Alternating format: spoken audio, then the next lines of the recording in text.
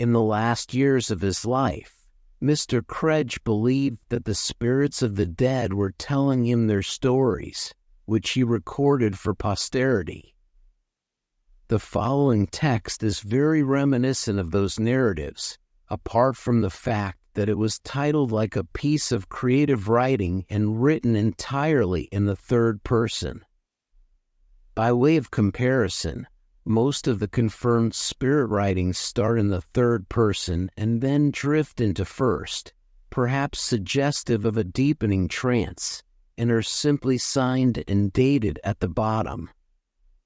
For these reasons, the Society is split on whether this is another example of Kredge's spirit writing or his only known attempt to write a piece of fiction. In either case, the handwriting is unmistakably his, so we encourage you to read the transcript below and reach your own conclusions. The wind was a cruel master that night. It circled the dark shore, whipping the waves into white froth. From the comfort of his hotel room, John could only listen in horror. The sound of the sea, how did anyone find it soothing? It was all he could do not to scream. He teetered on the edge of sleep for a very long time, tormented by the noise of crashing waves.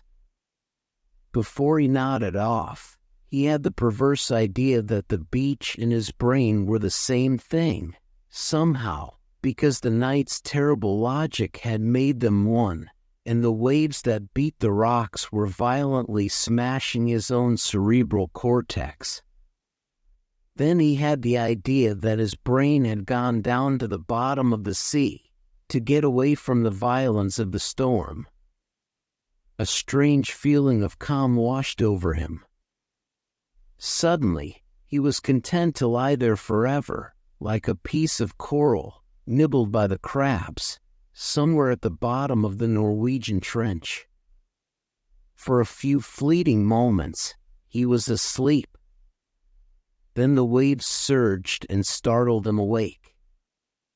He groaned and opened his eyes. Where was he? He didn't have to wonder for long. Soon, he began to discern the faint shapes of the hotel bedroom. The no smoking sign on the door, the electric kettle on the small round table, his own raincoat draped across a chair, like a drowned sailor sprawled across the rocks. I need to get out of here, he thought desperately. 10 minutes later, he'd left the hotel and was staggering through the moonlit streets. He wasn't going anywhere in particular, just trying to get away from the beach, so he didn't have to listen to the awful waves. He cursed them, and he cursed himself for being there. He had a fear of the sea, a crippling, irrational fear that he could only call a phobia, and the point of the trip had been to face that fear and hopefully overcome it. With this in mind, he'd organized a tour of the east coast of Scotland, where the sight of it would be unavoidable. And it really had been unavoidable. Sometimes, it even seemed to jump out at him, springing into view the second he turned a corner, or leering through the gaps between buildings. The other tourists couldn't get enough of it. Would you look at that sea, they would say. Isn't it beautiful? And he would agree that it was because it was easier to lie. But it wasn't beautiful. Not to him. In his harrowed mind, it was a slobbering monster. A creature so hungry it was nothing but saliva, endlessly drooling over Seafield Beach, or Kinghorn Beach, or the grim gray cliffs that stood beneath the ruins of Tantallon Castle. He tried to banish it from his thoughts. He would face his fears tomorrow. For now, he wanted to get as far away from them as possible. On he went, zigzagging further inland. As he marched up the moonlit street, he hugged himself in his coat, or what he thought was his coat, and realized, with a bitter laugh, that he'd accidentally put his dressing gown over his shirt. It was a measure of how disordered his thoughts were. How hard it was to think when the hungry waves were eating the ground from under him. He hadn't always been scared of the sea, of course. It had all started in his penultimate year of primary school, when someone had lent him a picture book about the RMS Titanic. The Titanic! The thought of the disaster still made his stomach turn. 52,000 tons of luxury ocean liner, swallowed by the North Atlantic Ocean without so much as a burp. Reading about the Titanic had been a watershed moment in his life. It was the first time he'd asked himself the one terrible question, which had since become his monomania. What was it like to drown? The next summer, when they'd gone to Great Yarmouth, he'd sat on the beach in his swimming trunks, refusing to go in the water.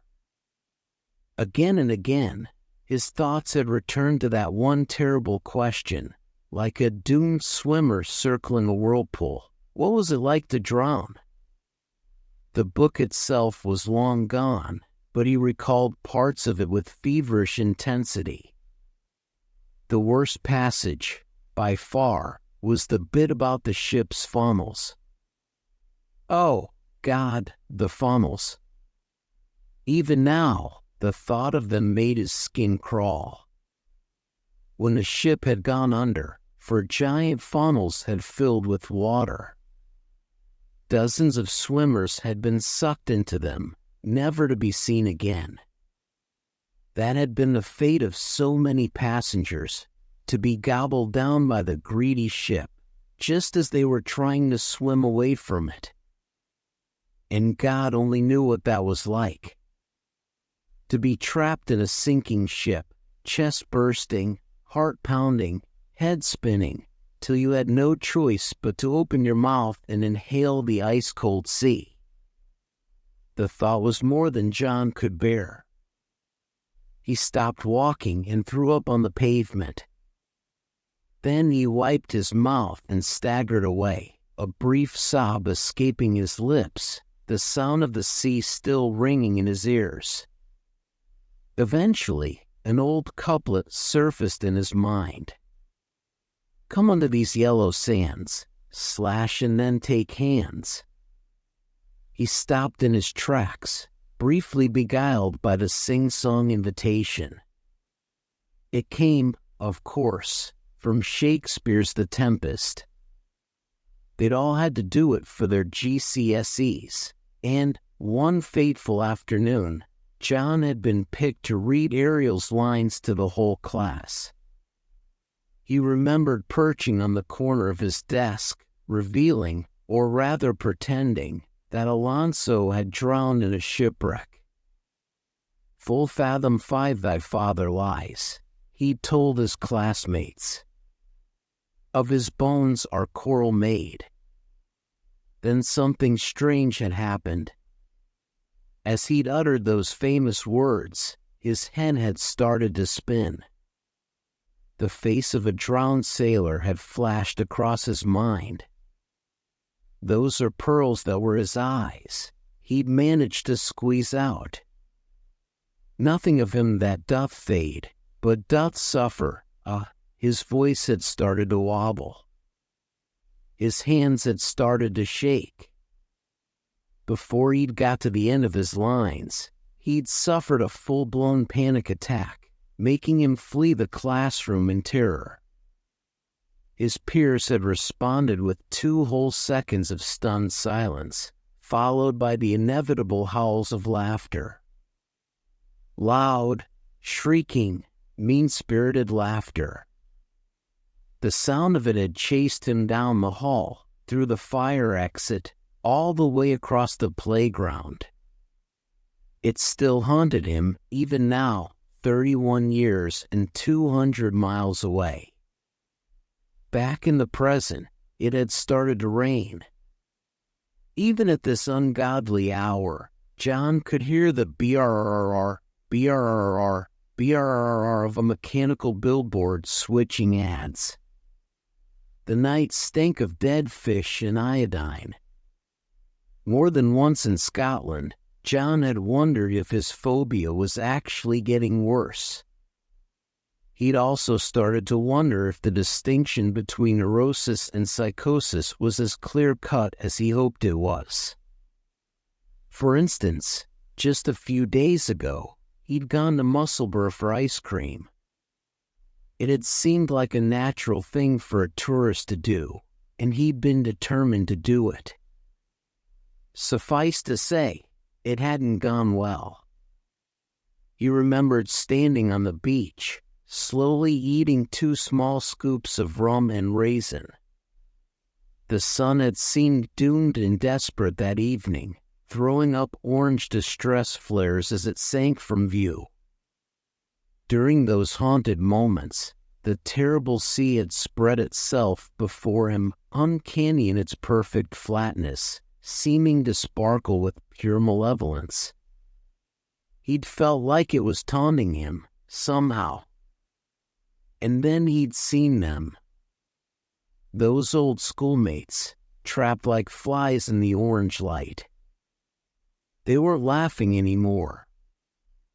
They were up to their necks in water, repeatedly going under, grasping at the air in desperation.